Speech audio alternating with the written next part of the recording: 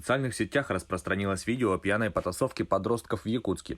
На видео видно, что в ходе конфликта один из участников выхватил нож. По словам очевидцев, драка произошла в сквере имени Рыжикова.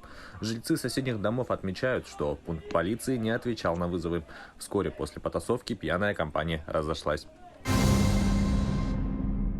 В Якутске вынесли приговор мужчине, который ограбил магазин ради подарка на 8 марта. Ранее судимый житель Мирнинского района Якутии проник в служебное помещение продуктового магазина, где его внимание привлек сейф, рядом с которым он нашел ключ. Похитив из сейфа более 20 тысяч рублей, он уже собирался покинуть место преступления, но его заметила продавец. Когда женщина попыталась его остановить, злоумышленник толкнул ее и скрылся. Похищенные деньги он перевел своей знакомой в качестве подарка на 8 марта. Злоумышленника приговорили к 2 годам лишения свободы с отбыванием наказания в исправительной колонии строгого режима. Суд Якутии назначил наказание медсестре, пришедшей на работу с коронавирусом. В апреле этого года медработник получила заключение терапевта о том, что у нее признаки коронавирусной инфекции. Начальство отстранило ее от работы, однако на следующий день она пришла на место своей работы, несмотря на запрет дежурного фельдшера, чем поставила под угрозу заражение медицинский персонал, а также пациентов. В суде девушка полностью признала свою вину и поддержала свое ходатайство о применении особого порядка судебного разбирательства. Суд учел раскаяние в содеянном, а также то, что подсудимая совершила преступление впервые. Ей выписали штраф в размере 5000 рублей. Мужчина сломал ногу и застрял на острове около Зеленого Луга в Якутске. Инспекторы центра ГИМС спасли якутянина с переломом ноги, застрявшего на острове вблизи столицы республики. О ситуации в Главное управление МЧС сообщил друг мужчины 21 сентября. Инспекторы зафиксировали сломанную ногу с помощью широкой доски и веревки и доставили на лодочную станцию «Лена». По прибытии они передали пострадавшего сотрудникам скорой помощи. Сообщается, что сейчас состояние мужчины удовлетворительное. В Дагестане перед судом предстанут бывший руководитель и другие должностные лица «Газпром» Межрегионгаз Махачкала.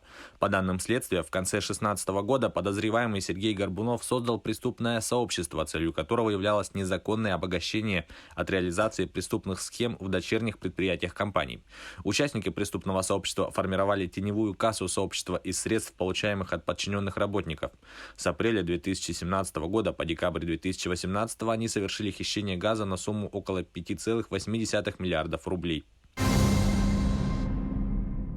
В отношении заместителя главы администрации Волгодонска возбудили уголовное дело по факту получения взятки. Следствием установлено, что с января 2018 по август 2020 года мужчина систематически получал деньги от предпринимателей в качестве взятки за беспрепятственное заключение муниципальных контрактов в сфере жилищно-коммунального хозяйства. По предварительным данным, общая сумма взятки составляет более 4,5 миллионов рублей.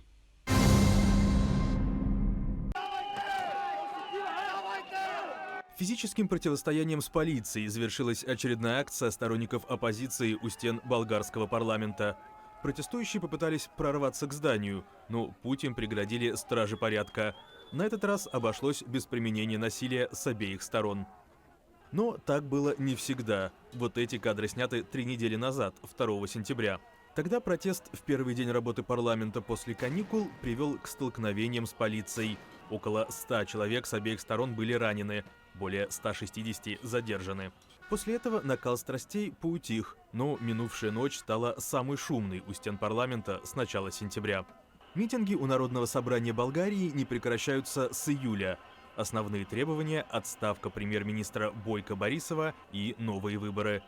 Главу консервативного правительства и его сторонников обвиняют в коррупции. Кабмин, а также правящая уже почти 10 лет партия ГЕРБ в последние месяцы оказались втянуты в длинную череду скандалов, связанных с предоставлением под застройку земельных участков на берегу Черного моря и льгот для олигархов. Весной несколько городов остались без воды после разрушения дам. Их, как оказалось, не ремонтировали годами.